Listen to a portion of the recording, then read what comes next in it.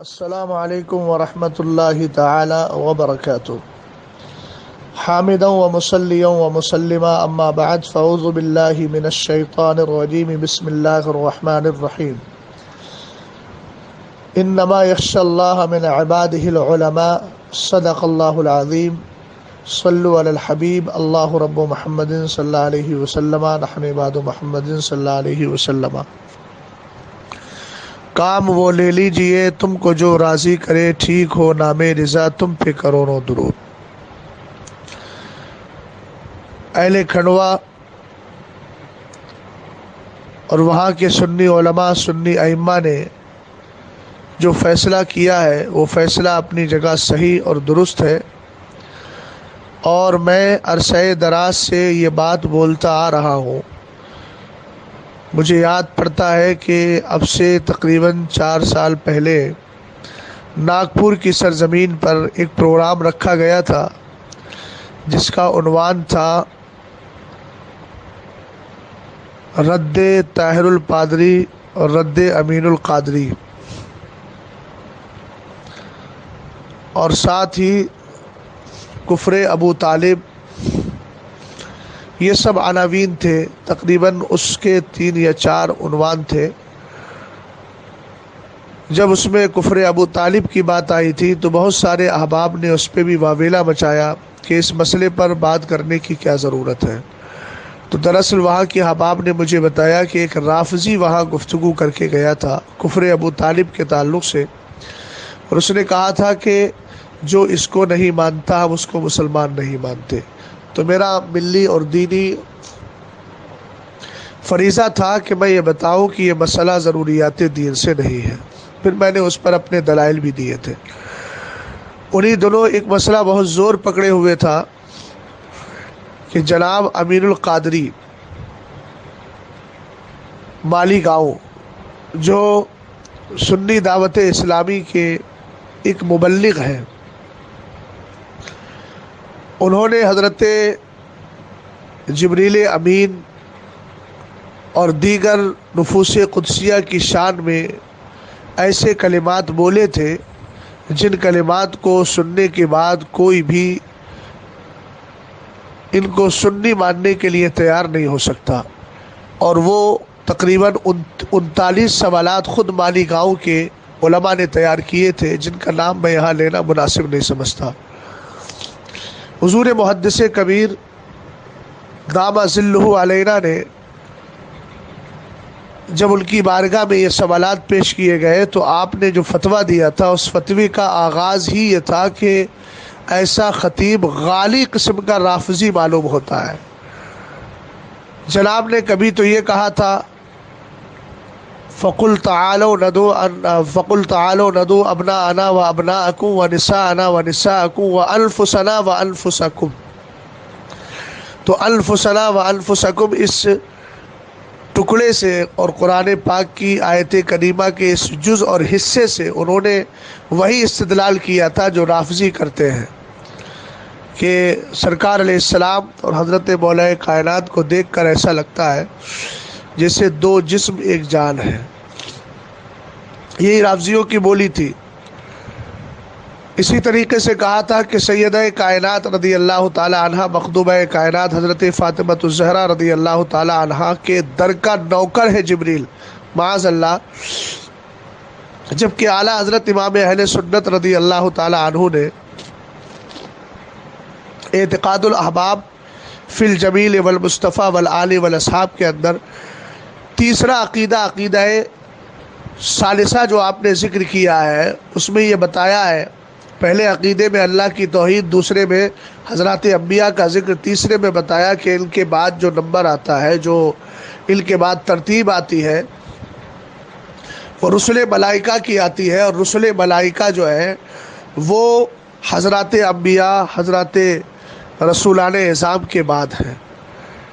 اب اس جملے سے حضرت جبریل امین کی تنقیص ہوتی ہے اور سیدہ کائنات کا مرتبہ ان سے بڑا معلوم ہوتا ہے، جبکہ اہل سنت کا کھلا اور واضح عقیدہ ہے کہ رسول غیر رسول سے ہمیشہ افضل ہے، کوئی غیر رسول رسول سے افضل نہیں ہو سکتا۔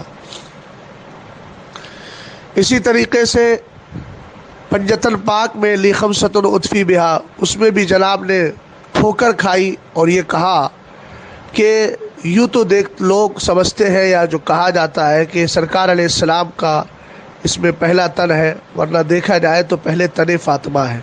अल-आयाज़ु बिल्लाह। इस तरह की वाहियात और इस तरह की बेजा गुफ्तगू ये जनाब की तकरीरों में रही, और उसमें भी जब तौबा का वक्त आया तो फिर इनका लफ्ज़ और इनकी अनानियत इस तरह गालिब आई कि अगर मैंने कहा ये अगर और मगर करते रहे। फिर 8वीं बार जनाब ने तौबा की। अब कोई मुझसे सवाल करेगा जिस पर तौबा हो चुकी है मौलाना उसको आप बार बार क्यों उठा रहे हैं? इन सारी बातों को जिक्र करने का मकसद मेरा सिर्फ ये है कि जो हज़रत मौलाना ग़ुलाम जिलानी अज़हरी ने एक तकरीर में कहा था कि अमीरुल क़ादरी क्या आलिम है, वो आलिम नहीं है। और मैंने ये सनद इसलिए पेश की है ताकि ये बता दूं कि वो आलिम नहीं और उन्होंने इस तरह की ठोकरें खाई है। और तौबा करने के बाद कोई इस बात को साबित नहीं कर सकता कि जनाब अमीरुल क़ादरी ने अब तौबा करने के बाद किसी मदरसे में दाखिला ले लिया हो, उलमाए अहले सुन्नत की बारगाहों में जाकर के खिदमत उनसे ली हो और उनकी बारगाहों में जाकर कसब फैज़ किया हो, बल्कि तौबा के बाद भी जनाब का सिलसिला तकरीरों तबलीगों ये सब कुछ जारी और सारी है। तो तौबा करने से बंदे को माफ़ी तो मिल जाती है लेकिन इल्म लदुन्नी हासिल नहीं होता, ना इल्म हासिल हो जाता है। तो जनाब तकरीरों का सिलसिला तो तब से जारी और सारी किए हुए हैं। तो जो आदमी आज से पहले तकरीबन 40 के करीब गुमराही और कुफ्र की बातें बक चुका हो और वो सारी चीज़ें और रिकॉर्ड है, वो ख़ुद भी जानते हैं और तौबा भी की है। मैंने जब रद्द किया था तो अहबाब ने कहा कि आपने रद्द कर दिया, अहले सुन्नत में इंतशार कर रहे हैं। लेकिन जब जनाब ने ख़ुद तौबा की तो ये कहा कि मैं इनको कुफ्र मानकर तौबा करता हूँ। तब मैंने ऐसी सूरत में कहा कि अब आपने कुफ्र का मान लिया। अहबाब से मैंने कहा अब बताएं, जिनको मैं कुफ्र बता रहा था उस पर आप वावेला बचा रहे थे, अब ये तो ख़ुद उसको कुफ्र मान रहे हैं। तो अवाम अहले सुन्नत को चाहिए कि ऐसे लोगों से बचे। सोशल मीडिया के ज़रिए दो चल बातें सुनकर किसी की गुफ्तगू से मरऊब हो जाना या किसी की गुफ्तगू को पसंद करके उसको बुला लेना, यकीनन ये अहले सुन्नत का बहुत बड़ा खसारा है। ये एक नहीं, मैं तो कहता हूँ हिंदुस्तान के जो दीनी जलसे हैं और दीनी मेंबर हैं, इन पर तकरीबन 80% ऐसे ख़तीबों का कब्ज़ा है जो इल्म से कोरे हैं और जहालत उनका वतीरा है। अभी माजी करीब में देख लीजिए, एक ख़तीब साहब जोश में आके कह रहे हैं कि आला हज़रत ने सुन्नियों को तक़वियतुल ईमान दी, माज़ अल्लाह रब्बिल आलमीन।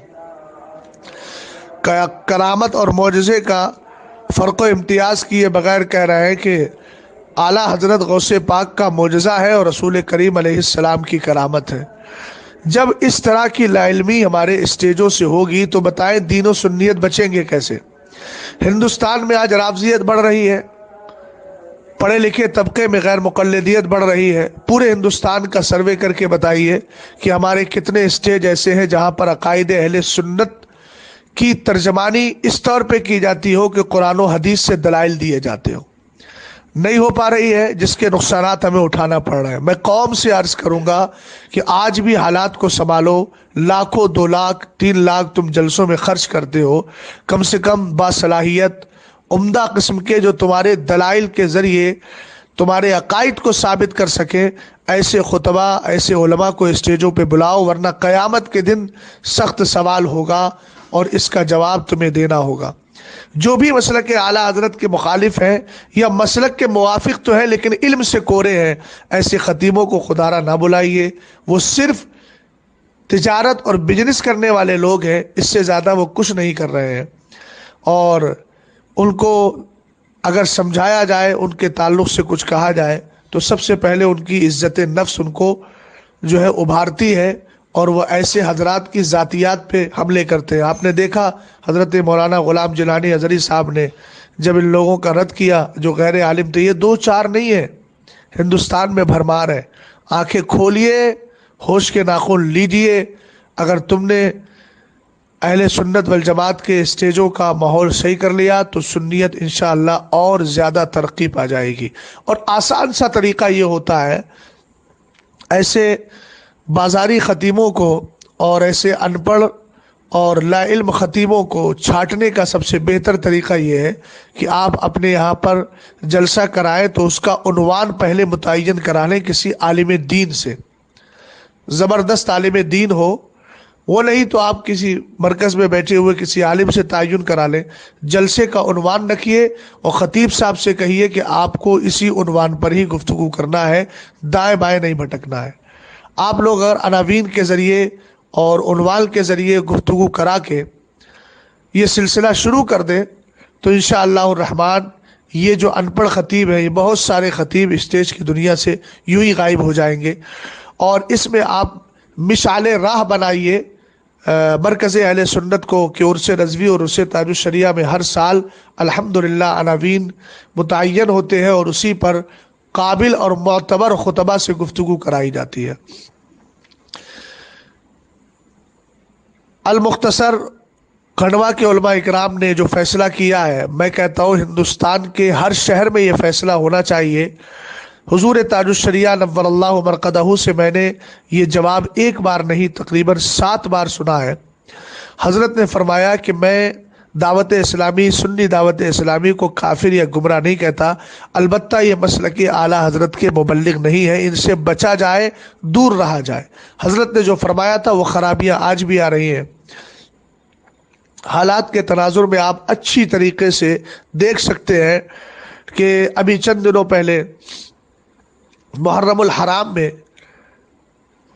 ایک شخص نامراد نے سیدنا امیر معاویہ رضی اللہ تعالیٰ عنہ کی گستاخی کی، اور اسی تحریک کے بانی مبانی بیٹھے ہوئے اس کو سنتے رہے اور بعد میں صرف ایک جملہ اپنے سر سے اتارنے کے لیے کہہ دیا کہ جو ان کا ہمارا وہی موقف ہے جو اعلیٰ حضرت کا موقف ہے۔ یہ تردید کا اسلوب درست نہیں ہے اور یہ تردید قابل قبول نہیں۔ دوسری بات، امین القادری پورے ہندوستان میں سفر کرتے ہیں، میں ان کے فالوور، ان کے چاہنے والے اور ان کی تحریک کے جتنے افراد ہیں، ان کے بانی مبانی جو خود کو ان کا سیکریٹری سمجھتے ہیں اور کہتے ہیں، ایک آڈیو میں کہا ہے کہ میں تو ان کا سیکریٹری ہوں، میں ان سب سے چیلنج کے ساتھ کہتا ہوں کہ امین القادری کی ایک بھی تقریر اس تاریخ سے پہلے کی، ایسا نہیں کہ میری گفتگو اور میری آڈیو جاری ہونے کے بعد اب وہ تقریر کروا لیں، ایک بھی کلپ مجھے پہلی بات تو یہ بتائیں کہ سیدنا امیر معاویہ رضی اللہ تعالیٰ عنہ کی گستاخی ہوئی، میں نے فوراً رد کیا۔ انہوں نے اگر رد کیا ہو ایسے گستاخوں کا آج تک تو وہ کلپ بھیجے مجھے۔ دوسری بات، شان امیر معاویہ رضی اللہ تعالیٰ عنہ پر اگر ایک بھی تقریر ان جناب کی ہو تو وہ مجھے باخبر کیا جائے اور مجھے بتایا جائے کہ ہاں یہ تقریر بھی جناب کی موجود ہے۔ اس سے میں یہ سمجھتا ہوں کہ کہیں نہ کہیں شیعیت کی طرف مزاج اور رجحان ان کا پایا جاتا ہے۔ معاف کیجئے گا، جملہ تھوڑا کڑوا ہے لیکن برداشت کریں گے۔ میں رافضی ہونے کا، شیعہ ہونے کا حکم نہیں لگا رہا ہوں، لیکن جو طرز ان لوگوں کا ہوتا ہے اس طرز پر یہ اپنے آپ کو گامزن کیے ہوئے تھے۔ پہلے تو پوری طریقے سے تھے، لیکن بعد میں جب زجر و توبیخ ہوئی اور سوچا کہ مسلک اعلیٰ حضرت کا نام لیے بغیر اور اعلیٰ حضرت کا نام لیے بغیر کام نہیں چلے گا، تو پھر جناب نے روش کو بدل دیا۔ لیکن آج بھی ایک عنصر پایا جاتا ہے کہ جناب عظمت صحابہ پر بھی گفتگو نہیں کرتے ہیں، بہت زیادہ، کبھی اگر کر دی مختصر تو الگ بات ہے، خال خال کی ہو تو، یا حضرت امیر معاویہ رضی اللہ تعالیٰ عنہ پر تو بولنا جناب نے اپنے لیے عملی طور پر نہ جانے کیا سمجھ رکھا ہے، یہ اللہ ہی بہتر جانے۔ ایسے لوگوں سے قطعاً دور رہا جائے اور ایسے لوگوں کی تقریروں کو سننے سے پرہیز کیا جائے جو اس کے بعد بھی نہیں سنتے، تو ان کو اپنے ایمان کا اگر ایمان کی فکر نہیں ہے تو میں یا دوسرے احباب اس میں کیا کر سکتے ہیں۔ ہر آدمی کو اپنے ایمان عقیدے کی فکر کرنا چاہیے۔ بھئی ظاہر سی بات ہے، جو عالم نہیں ہے، غیر عالم ہے، وہ کب کیا کر دے، کہاں نقصان پہنچا دے، کہاں پر ایکسیڈنٹ کر دے، یہ کچھ معلوم نہیں۔ علم جو ہوتا ہے وہ حاصل کرنے سے آتا ہے۔ اعلیٰ حضرت ہر ایک نہیں ہوتے کہ علم لدنی حاصل ہو جائے، سمجھ گئے؟ باقی حضرات کو محنت کرنا پڑتی ہے، مطالعہ کرنا پڑتا ہے، اور مطالعہ بھی کافی نہیں ہوتا۔ مطالعے کے ساتھ ساتھ اتنی سوجھ بوجھ بھی ہو کہ ہمیں کون سا حوالہ لینا ہے، کون ہمارے مصدر اور مرجع کی حیثیت رکھتے ہیں، ان ساری چیزوں پر نظر وہی رکھتا ہے جس نے علماء اہل سنت کی بارگاہوں میں زانو ادب طے کر کے ان کی صحبتیں پائی ہوں۔ اللہ تعالی ہمارے عوام اہل سنت کو عقل سلیم عطا فرمائے، اور یہ جو بار بار جلسے کراتے ہیں، چندے جمع کرتے ہیں، میں دعا کرتا ہوں مولا ان چندوں کو صحیح مصرف میں خرچ کرنے کی توفیق عطا فرمائے، عقائد اہل سنت اور مسلک اعلیٰ حضرت کی حفظ و صیانت فرمائے، آمین یا رب العالمین۔ السلام علیکم ورحمۃ اللہ۔ بسم اللہ الرحمن الرحیم۔ کھنڈوا کے سنی مسلمان خصوصاً غیر منقسم ہندوستان کے عموماً میری بات توجہ سے سنیں۔ دین اسلام کی پہچان اور امتیازی شناخت کا نام مسلک اعلیٰ حضرت ہے، جس کے نمائندے حضور تاج الشریعہ علیہ الرحمہ، حضور محدث کبیر دام ظلہ علینا، قائد ملت حضور اسجد میاں دام ظلہ علینا وغیرہم ہے۔ کھنڈوا میں 17 جون کو چونکہ مولانا امین القادری مالیگاؤں کی تاریخ لی گئی ہے اور پوسٹر میں سنی علماء و ائمہ کونسل کا بھی نام دیا گیا ہے، جبکہ یہ نام بغیر اجازت داعی نے خود سے دے دیا، اور ناچیز چونکہ سنی علماء و ائمہ کونسل کا سیکریٹری ہے، اس لیے اپنا دینی فریضہ بنتا ہے کہ ہم حقیقت سے آگاہ کریں۔ مولانا امین القادری مالیگاؤں سے ہماری کوئی ذاتی دشمنی نہیں ہے، لیکن احقاق حق اور ابطال باطل یہ ہر شخص کا دینی اور ملی فریضہ ہے۔ امر بالمعروف نہی عن المنکر یہ سنت الہیہ ہے۔ حضور تاج الشریعہ علیہ الرحمہ اور حضور محدث کبیر دام ظلہ علینا نے متعدد وجوہ سے سنی دعوت اسلامی کو مسلک اعلیٰ حضرت کا مبلغ نہیں ہے یہ کہا ہے، چونکہ سنی دعوت اسلامی ہی کا ایک خاص فرد آزاد میدان ممبئی میں یہ بولتا ہے کہ قبر میں مسلک نہیں پوچھا جائے گا، اور اس سے مراد مسلک اعلیٰ حضرت کا استخفاف ہے۔ اس کے بعد فتاوی رضویہ شریف میں اعلیٰ حضرت رضی اللہ تعالیٰ عنہ نے یہ فرمایا کہ غیر عالم کو تقریر کرنا جائز نہیں۔ مولانا امین القادری صاحب یہ غیر عالم ہے، یہ علماء ہند اچھے سے جانتے ہیں، اور اس کی وجہ یہ ہے کہ غیر عالم کب کس وقت کیا بولے گا یہ اسے پتہ نہیں ہوگا، وہ کبھی باطل کو حق، حق کو باطل کرے گا، کفر کو اسلام اور اسلام کو کفر کرے گا، اور اسے شعور بھی نہیں ہوگا۔ ہاں تبلیغ کی اجازت ہے، تبلیغ اور تقریر میں یہ فرق ہے کہ تبلیغ میں ہو بہو جو معتبر علماء کی کتابیں ہیں اس میں لکھی ہوئی بات کو بیان کر دینا، یہ ہے تبلیغ، اور ان باتوں پر دوسری باتوں کو قیاس کر کے اپنی طرف سے بیان کرنا یہ ہے تقریر۔ فار ایگزامپل مولانا امین القادری نے ایک جگہ تقریر میں یہ کہا دنیا کے تمام درخت کو قلم بنا دیا جائے اور سمندر کو روشنائی بنا دیا جائے اور پھر غوث اعظم کی تعریف کی جائے تو تعریف ختم نہیں ہو سکتی، درخت ختم ہو جائیں گے، روشنائی ختم، سمندر کا پانی ختم ہو جائے گا۔ سننے میں لوگوں کو بہت اچھا لگا، نعرے بھی لگا لیے، جبکہ یہ قرآن شریف کی آیت ہے اور یہ اللہ کے بارے میں ہے۔ لو کان البحر مدادا لکلمات ربی لنفد البحر قبل ان تنفد کلمات ربی ولو جئنا بمثلہ مددا۔ اسی طرح جبریل علیہ السلام کی توہین، حضرت پیارے مصطفیٰ صلی اللہ تعالی علیہ وسلم نے یہ فرمایا، یہ حدیث حضرت عائشہ رضی اللہ عنہا سے مروی ہے، امرنا رسول اللہ صلی اللہ علیہ وسلم ان ننزل الناس منازلهم، دنیا میں ہر فرد عالم نہیں ہو سکتا ہے، لیکن ہر شخص کو اس کی منزل، اس کی حیثیت اور جس قابل ہے وہ اسی پوسٹ میں رکھنا چاہیے۔ فتاوی رضویہ شریف میں اعلیٰ حضرت نے یہ بھی فرمایا کہ عوام کو چاہیے ائمہ سے جڑے، اور ان کو چاہیے باصلاحیت علماء سے، اور باصلاحیت علماء کو صاحب تصانیف سے، اور مصنفین کو ائمہ مجتہدین سے، اور وہ اللہ و رسول سے۔ اس سے کیا ہوتا ہے؟ ایمان کی بقا ہوتی ہے، حفاظت ہوتی ہے۔ چونکہ کھنڈوا میں جس نے دعوت دی ہے وہ کسی سنی علماء و ائمہ کونسل میں کسی سے نہیں پوچھا ہے، خود سے دعوت دے دی، اور پوسٹر میں ہم لوگ کا سنی علماء و ائمہ کونسل کا نام دیا۔ اس لیے ہم لوگوں نے میٹنگ کی اور نام ہٹانے کے لیے کہا، اور مزید اپنے سنی علماء و ائمہ کونسل کے لیٹر پیڈ پر مقاطعہ کا اعلان بھی کیا جائے گا۔ میں یہ آڈیو اس لیے جاری کر رہا ہوں کہ لوگ یہ جان لیں کہ ہماری ذاتی دشمنی نہیں ہے۔